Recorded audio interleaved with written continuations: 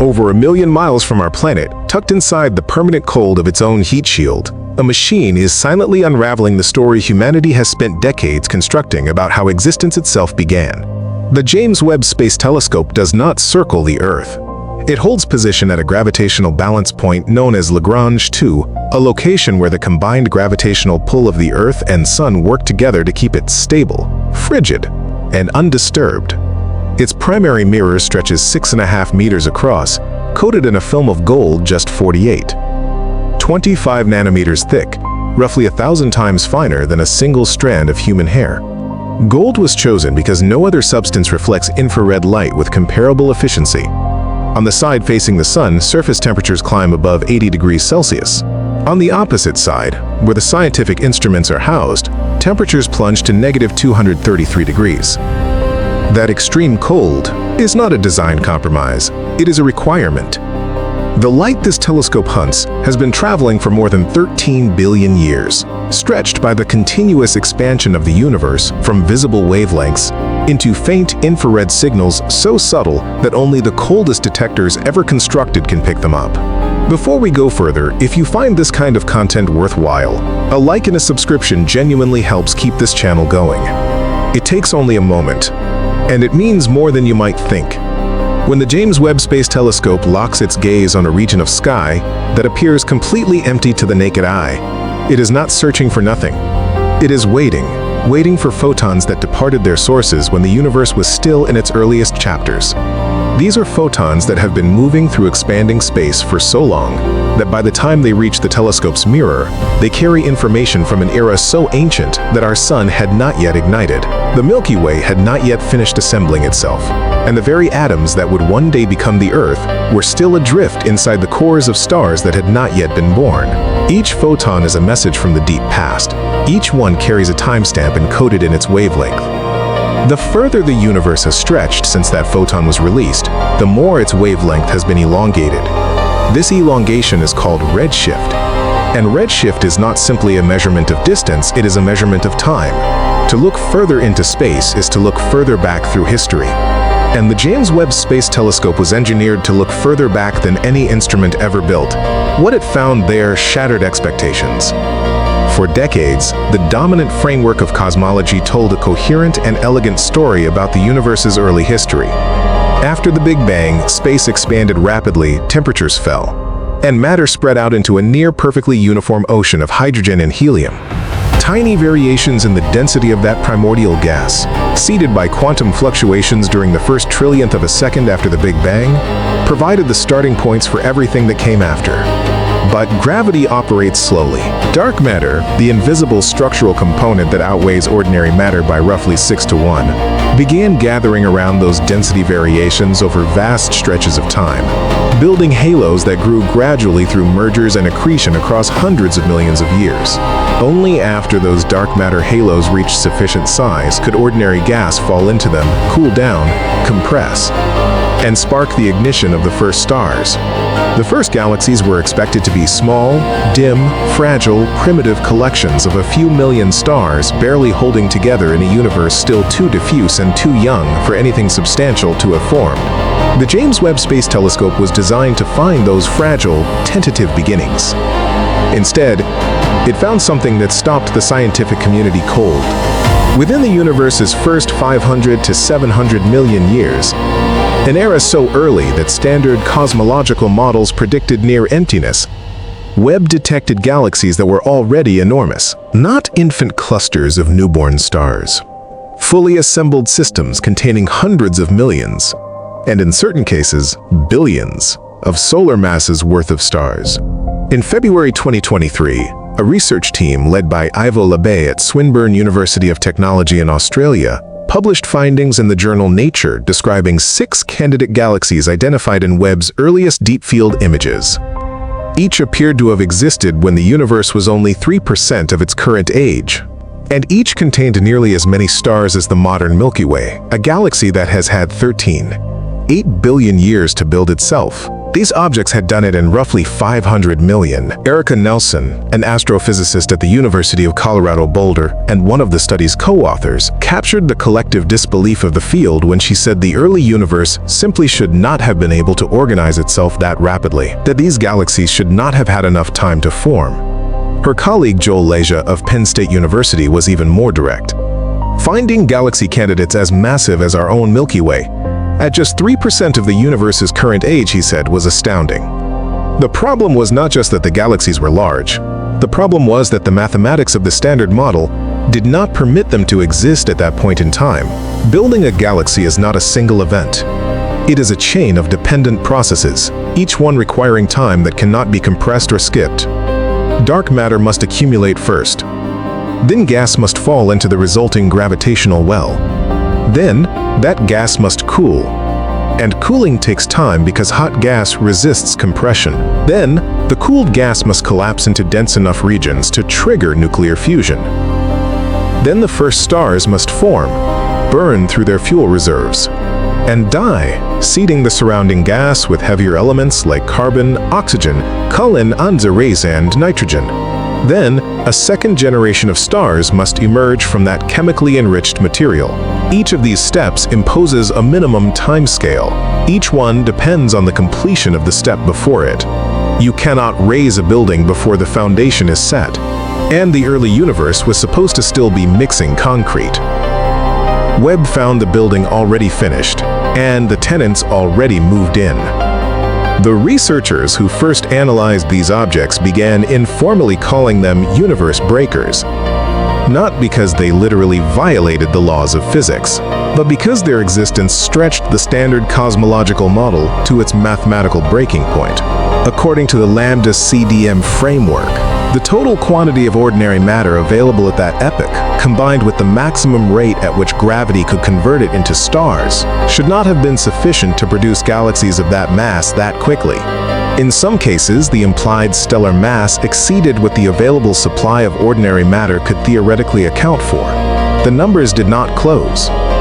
Something was wrong with the timeline, the equations, or both. The scientific community responded exactly as it should, by questioning the measurements. Perhaps the galaxies were less massive than they appeared. Perhaps gravitational lensing from foreground galaxy clusters was amplifying their light. Perhaps dust contamination was inflating their apparent brightness. Perhaps the instruments had subtle calibration issues. Every plausible source of error was systematically examined. Some corrections proved meaningful. A study published in late 2025 by Katherine Chwarowski at the University of Texas at Austin demonstrated that some of the apparently overmassive galaxies likely hosted actively accreting supermassive black holes. The intense radiation produced by gas spiraling into these black holes was making the galaxies appear far brighter and more massive than their stellar content alone would justify. This reduced the most extreme mass estimates considerably. The universe breakers became somewhat less extreme. But they did not go away.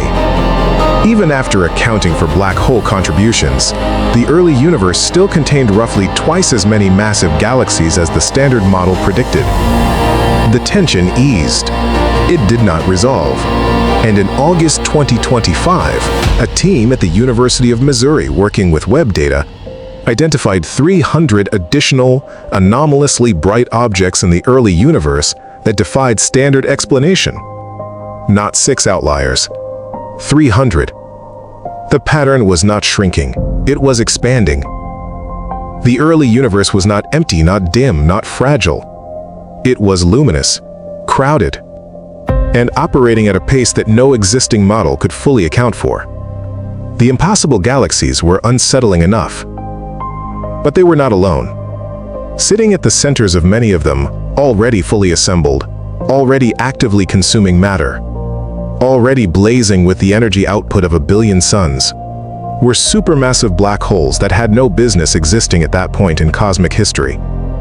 A black hole, in its most basic form, is a region of space where gravity has become so extreme that nothing, not light, not radiation, not any form of information can escape. They form when massive stars exhaust their nuclear fuel and collapse under their own weight. The core implodes. The outer layers are ejected in a supernova. What remains is a stellar mass black hole, typically weighing between 5 and 50 times the mass of the Sun. These stellar remnants are well established. Gravitational wave observatories like LIGO and Virgo have detected dozens of them through the ripples in space-time produced when two such objects spiral together and merge. But a stellar mass black hole is an entirely different category of object from the black holes found at the centers of galaxies. The central black holes of galaxies are not 10 or 50 times the mass of the Sun, they are millions to billions of times the mass of the Sun. The one at the heart of our own Milky Way, known as Sagittarius A*, weighs roughly 4 million solar masses. The one at the center of the galaxy Messier 87, the first black hole ever directly imaged by the Event Horizon Telescope in 2019, weighs approximately 6.5 billion solar masses. These are not simply bigger versions of stellar remnants, they are a categorically different class of gravitational object. And the question of how they form has been one of the deepest unsolved problems in astrophysics for decades. The standard formation pathway begins with a stellar mass seed, perhaps 20 or 30 solar masses left behind by the death of a massive star. This seed then grows by consuming surrounding gas and matter. As infalling material approaches the black hole, it forms a rotating disk of superheated plasma called an accretion disk. Friction within that disk generates temperatures of hundreds of millions of degrees, producing intense radiation that streams outward in all directions.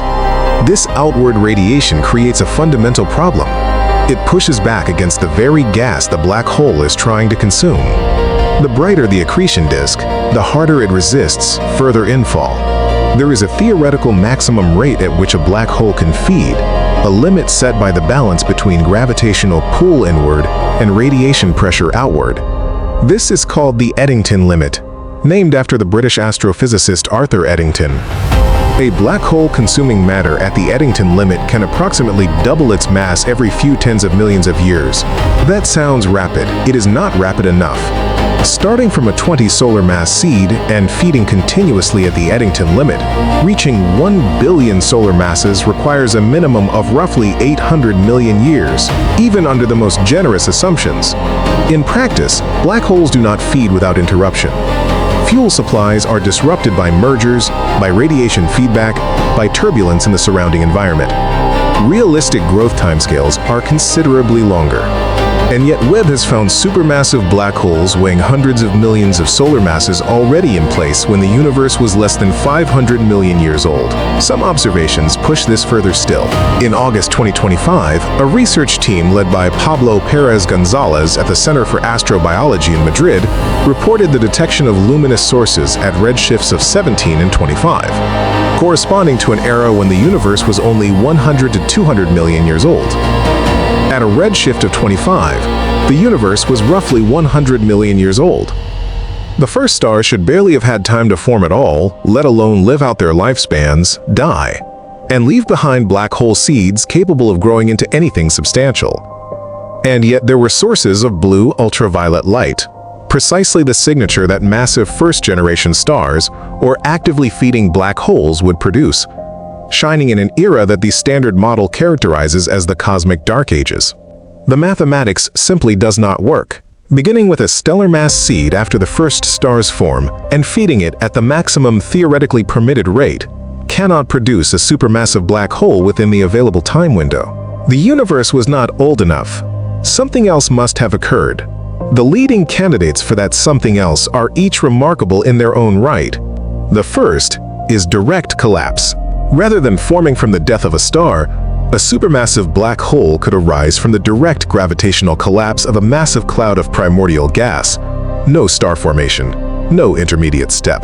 A cloud of hydrogen and helium, perhaps 100,000 solar masses in size, collapsing as a single unit into a black hole in one catastrophic event. This requires specific conditions. The gas cloud must remain warm enough to avoid fragmenting into smaller clumps that would form ordinary stars rather than collapsing whole.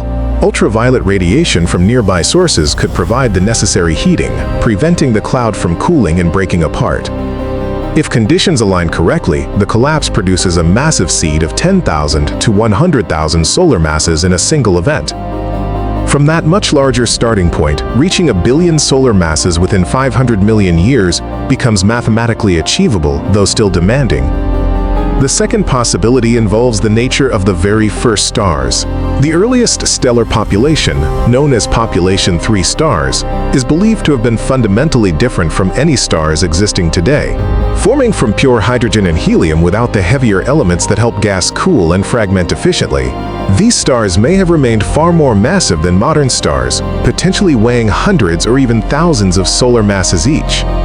When these hypermassive stars exhausted their fuel and collapsed, they would have left behind black hole seeds dramatically larger than anything produced by modern stellar death. Seeds with a substantial head start on the growth timeline, potentially capable of reaching supermassive scales within the available time. The third pathway is rapid merging. In the dense, compact environment of the early universe, where everything was packed closer together and collision rates were far higher than today, black holes may have grown primarily not by consuming gas, but by colliding with and merging with one another. Two black holes in proximity spiral inward under mutual gravity, collide, and produce a larger object. That object encounters another, merges again.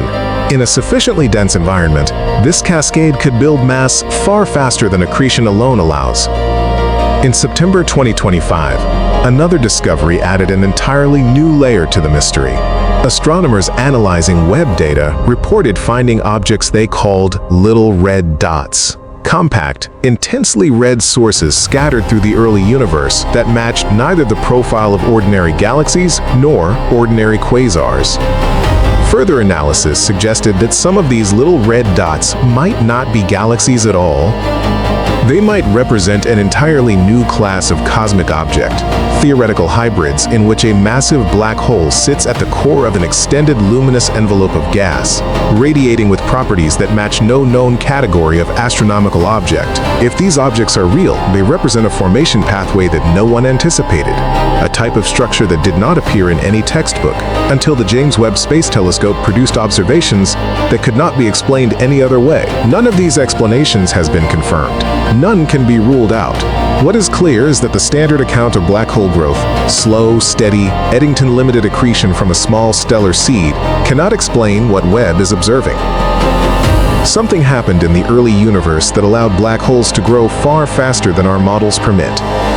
Whether that something was direct collapse, hypermassive first-generation stars, runaway merging, or an entirely new class of object that we have not yet named, the outcome is identical. The early universe was not the dark, quiet, gradually assembling place we imagined. It was a factory, and whatever it was manufacturing, it was doing so at a pace that our best equations cannot explain. The impossible galaxies and the impossible black holes would have been challenging enough as isolated anomalies. They could, in principle, have been dismissed as statistical outliers, rare events occurring under unusually favorable conditions in unusually dense pockets of space. The scientific community was prepared to entertain that possibility.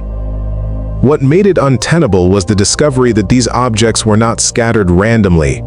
They were organized, threaded together by structures so large and so mature that they should not have existed for billions of years after the epoch in which Webb detected them. On the largest observable scales, the universe is not a uniform distribution of galaxies drifting through empty space.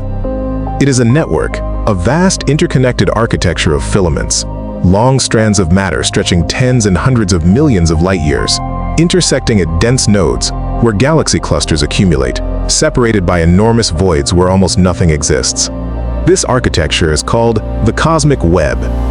It was predicted by cosmological simulations decades before it was directly observed. The prediction was elegant. After the Big Bang, dark matter responded to the tiny density variations seeded during the inflationary epoch. It accumulated gradually, pulling ordinary matter along with it. Over billions of years, gravity sculpted the initially smooth distribution of matter into the filamentary structure visible today. Matter flowed along these filaments, like water through channels, feeding galaxy clusters at the intersections and draining the spaces between into voids. The cosmic web was supposed to require time, billions of years of sustained gravitational labor, slowly separating dense regions from empty ones, progressively building the scaffolding on which galaxies would eventually form. And yet the James Webb Space Telescope found it already assembled when the universe was still young. One of the most striking examples is a structure researchers named the Cosmic Vine, discovered in Webb data as a chain of more than 20 closely packed galaxies stretching over 13 million light-years. This structure existed when the universe was only a few billion years old, yet its scale and organization rival formations in the modern universe that have had more than 10 billion years to develop. Several of the largest galaxies within the Cosmic Vine had already ceased forming stars. They had consumed or expelled the gas necessary to produce new ones, a process known as quenching. In the modern universe, quenching is a familiar phenomenon in massive galaxies that have exhausted their fuel reserves. In the early universe, finding quenched galaxies embedded within an organized filamentary structure was profoundly unexpected. It meant that these galaxies had not only formed rapidly, they had aged rapidly. They had burned through their entire supply of star-forming material in a fraction of the time that comparable galaxies in the modern universe would require.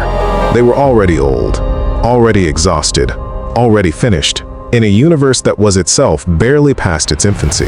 Using Webb data, astronomers assembled the deepest catalog of galaxy groups ever constructed, more than 600 groups and protoclusters spanning roughly 12 billion years of cosmic history. These groups represent the building blocks of today's enormous galaxy clusters: the Coma cluster, the Virgo cluster. Gravitationally bound structures containing thousands of galaxies and weighing quadrillions of solar masses. Webb's catalog revealed these building blocks already taking shape far earlier than the standard model comfortably accommodates. By comparing groups at different distances, which corresponds to comparing them at different points in cosmic time, scientists could observe structure formation unfolding across billions of years, like a time lapse. Early groups appeared chaotic, with intense and violent star formation. Later groups showed increasing order, smoother shapes, and more gradual growth as gravitational dynamics settled. In 2025, a team at the University of Cambridge published analysis of more than 250 young galaxies using Webb's near-infrared camera and spectrograph. By examining the internal motion of gas within these systems, they found that most were turbulent, clumpy structures that had not yet settled into the smooth, rotating disks characteristic of modern galaxies, like our own Milky Way. The early universe was chaotic.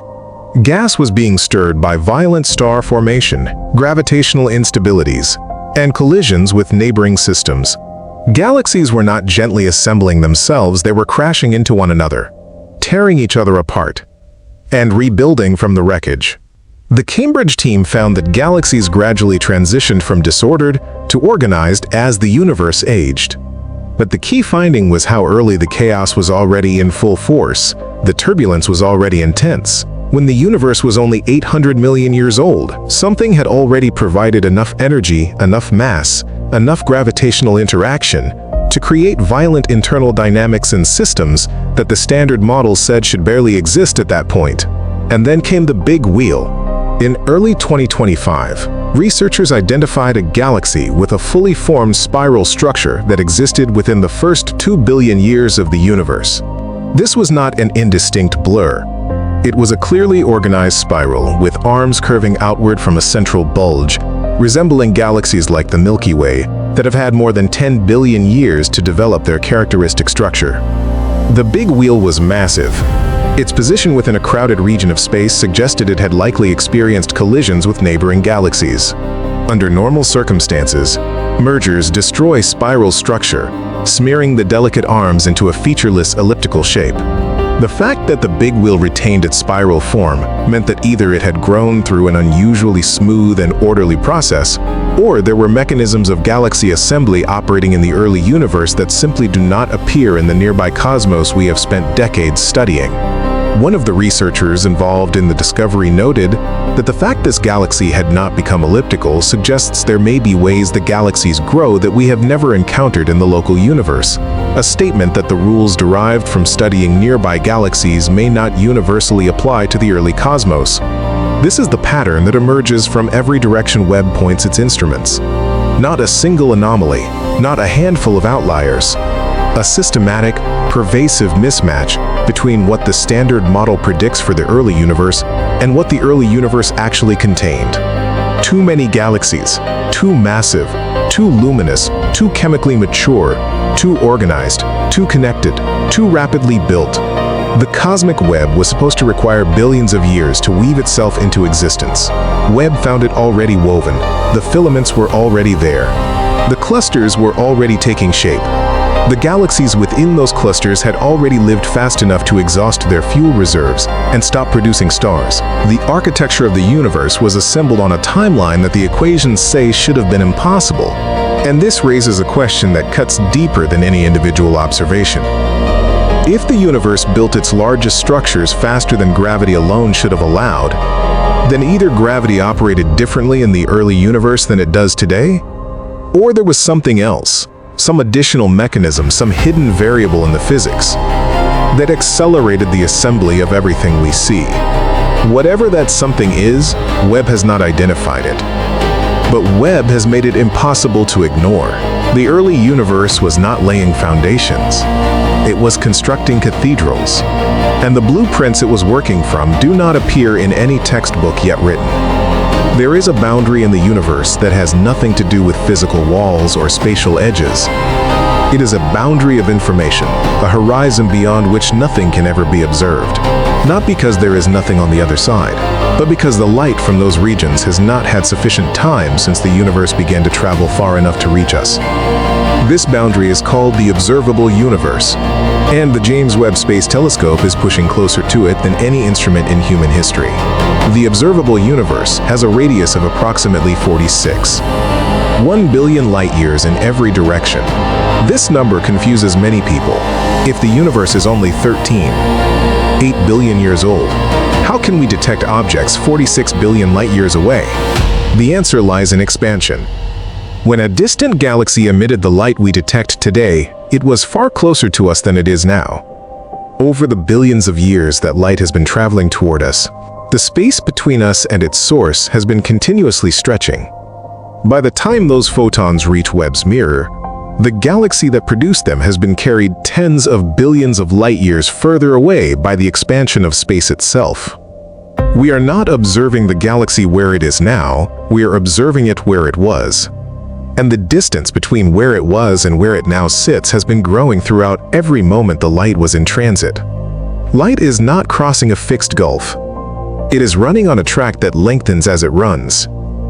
Early in the universe's history, expansion was slower, and light made consistent progress toward us. As time passed, expansion accelerated, driven by dark energy, the mysterious component that accounts for roughly 68% of the total energy content of the universe. Some photons reached us because they began their journeys early enough, when the expansion rate was manageable. Others, emitted from slightly more distant sources or slightly later in time, will never arrive. The space between us and their origins is expanding faster than light can traverse it. Not because anything is traveling faster than light through space, nothing is. But space itself is not governed by that speed limit. Space can expand at any rate. And beyond a certain distance, it expands faster than light can cross it. Those regions are permanently beyond reach. No technological advancement will change this. It is not an engineering constraint, it is a law of physics. This creates a deeply unsettling situation. The observable universe, all 46, 1 billion light-years of it, is almost certainly only a fraction of the total cosmos. We know this because the universe looks essentially the same in every direction we examine. The cosmic microwave background is nearly uniform across the entire sky. The distribution of galaxies shows no sign of thinning toward an edge. There is no indication of a boundary anywhere within our view. This uniformity would be impossible if space ended just beyond our current observational reach. The universe extends far beyond the cosmic horizon. How far? No one knows. Some theoretical frameworks suggest it could be hundreds of times larger than the observable portion. Others allow for the possibility that it is infinite. Either way, the vast majority of everything that exists is permanently hidden from us. And the situation is worsening with time. Dark energy is accelerating the expansion. As space stretches faster, galaxies currently within our view will eventually be carried beyond the horizon. Their light will be redshifted progressively toward longer and longer wavelengths, from infrared into microwave, then into radio frequencies, until the signal becomes too faint and too stretched for any conceivable instrument to detect. From our perspective, those galaxies will appear to slow, freeze at the horizon, and gradually dissolve into an expanding darkness. If this acceleration continues at its current rate, in roughly 100 billion years, every galaxy outside our local gravitationally bound group, the Milky Way, Andromeda, and a few dozen smaller companion galaxies will have crossed the cosmic horizon. Future observers would look out and see a universe containing only their immediate neighborhood, surrounded by absolute darkness, with no indication that trillions of other galaxies had ever existed. The cosmic microwave background, the afterglow of the Big Bang itself, would have been stretched to wavelengths so long as to be completely undetectable. There would be no observable evidence of the Big Bang at all. A civilization arising in that era would construct a cosmological model based purely on what remained visible. That model would be fundamentally catastrophically incorrect, not because their instruments were flawed or their mathematics was wrong, but because reality itself had been hidden from them by the expansion of the space they inhabit. This is why the moment we occupy in cosmic time carries particular significance. Today, the universe is still young enough, and the expansion has not yet accelerated far enough to preserve the evidence of its own history.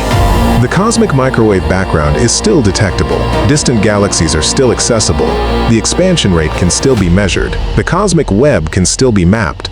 The conditions that produced the impossible galaxies and the impossible black holes and the impossible large-scale structures can still be studied. We are living through a window of observability, a brief interval in cosmic time, when the universe is sufficiently mature to have generated complexity and still young enough to have preserved its evidence. That window will not remain open indefinitely, and the James Webb Space Telescope is the most powerful instrument we have ever constructed for looking through it.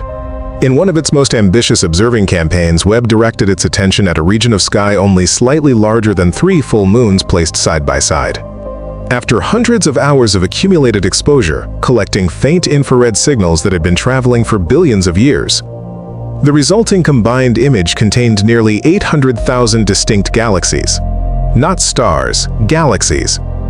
Each one containing millions, billions, sometimes trillions of stars of its own, many hosting planetary systems, many enriched with the heavier elements forged across generations of stellar birth and death. To print this single image at the same resolution as the historic Hubble Ultra Deep Field, the output would need to be more than 4 meters tall and 4 meters wide. A wall of cosmic history. And every one of those 800,000 galaxies exists within the observable universe, the small, illuminated corner of a reality that extends far beyond the reach of any instrument ever built or ever imagined. Webb has not revealed the edge of the universe. It has revealed that there is no accessible edge, only a horizon that recedes as the cosmos expands, stretching by the expansion of a universe that is under no obligation to make itself fully legible to the inhabitants of one small planet orbiting one average star in one of those 800,000 galaxies. What lies beyond the horizon is not emptiness. It is more galaxies, more stars, more black holes, more cosmic web, more structure, more history, more reality. All of it unfolding in regions that will never dispatch a photon in our direction, never answer a question we pose, never confirm or contradict any theory we construct about them. The universe guards its deepest secrets, not behind complexity, but behind distance, not with locked doors, but with expanding space. We constructed the James Webb Space Telescope to answer a question. The question was deceptively simple. What did the universe look like when it was young? We expected the answer to be equally simple. Small galaxies, faint stars, a dark and quiet cosmos slowly rousing itself from stillness. We expected a baby photograph. What we got was a crime scene. The early universe was not empty. It was blazing. It was not quiet. It was violent. It was not slowly assembling its first modest structures from scratch. It was already crowded with galaxies as massive as the modern Milky Way, powered by supermassive black holes that had no right to exist, organized into filamentary structures that should have required billions of additional years to form, and populated by objects so unfamiliar that we needed to invent new descriptive categories just to discuss them. The standard cosmological model did not predict any of this. The equations said the universe needed time. The universe apparently did not wait. This does not mean the standard model is wrong. That distinction matters. The Lambda CDM framework, describing the universe in terms of ordinary matter, dark energy, and the expansion of space, remains the most successful cosmological model ever constructed. It predicted the properties of the cosmic microwave background with extraordinary precision. It correctly described the large-scale distribution of galaxies. It accounted for the accelerating expansion of the universe. These are not trivial achievements. They are the foundation of modern cosmology. What Webb has revealed is not that the foundation is broken. It is that the foundation is incomplete. The analogy is not a wrong answer, it is a partial one. Imagine a map of a continent. The map correctly describes the coastline, the major river systems, the mountain ranges. You can navigate by it reliably. But when an expedition finally reaches a region of the continent no one has ever visited, they find forests the map does not show, rivers flowing in directions the map does not record, mountain ranges where the map shows open plains. The map is not wrong about what it already described, but it is missing features that only become apparent when you go further than anyone has gone before. Webb is the expedition that reached the unmapped territory, and the territory does not resemble the map. The missing features are not cosmetic, they are structural. If the early universe converted gas to stars more efficiently than our models allow, then the physics of star formation under extreme conditions requires revision. If supermassive black holes reached billions of solar masses in under 500 million years, then the mechanisms of black hole formation need pathways that were previously speculative. Direct collapse, hypermassive first-generation stars, runaway merging in dense environments, entirely new classes of object. Some of these ideas existed before Webb. What Webb did was transform them from theoretical possibilities into observational necessities. The data demands them, and there is a deeper implication that extends beyond individual objects. The cosmic web, the largest structure in the universe, the scaffolding on which everything else depends, was already assembled when the universe was young. If this scaffolding was in place earlier than the models predict, then the interaction between dark matter and ordinary matter in the early universe was more efficient than our assumptions incorporated. Dark matter halos may have formed faster. Gas may have cooled faster. Gravitational collapse may have proceeded under physical conditions we have not yet correctly modeled. The entire timeline of cosmic structure formation may need to be compressed, not discarded, but compressed. The universe ran the same sequence of events. It simply ran it faster than we calculated. The James Webb Space Telescope was built to look backward through time, to observe the universe as it existed 13 billion years ago, to find the beginning of everything. And it found it. But the beginning was not the dark, quiet, gradually stirring dawn we had imagined. It was an eruption, a surge of creation so intense and so rapid that it challenges the deepest assumptions of modern physics. We asked the universe to show us its infancy. It showed us something far more unsettling. It showed us that even at the very beginning, even within its first few 100 million years, even before most of the stars that currently exist had been born, the universe was already building everything, already assembling structures of staggering complexity, already operating at a pace that our equations cannot yet explain. The light it sent us 13 billion years ago, now arriving one photon at a time on the gold-coated mirror of a machine floating 1,000,000 miles from Earth, carries a message that grows clearer with every observation Webb makes. The universe did not wait for our permission to become complex. It did not consult our models before deciding how quickly to build its first structures. It did not check our textbooks before growing its first black holes or weaving its first cosmic web. It simply did what physics permitted, under conditions we have not yet fully understood, at a pace we had not anticipated, producing a cosmos richer and stranger, and more urgently alive than anything we had dared to expect. And we are only now, finally, beginning to see it clearly. Subscribe, like, and comment Cosmir Tales for more.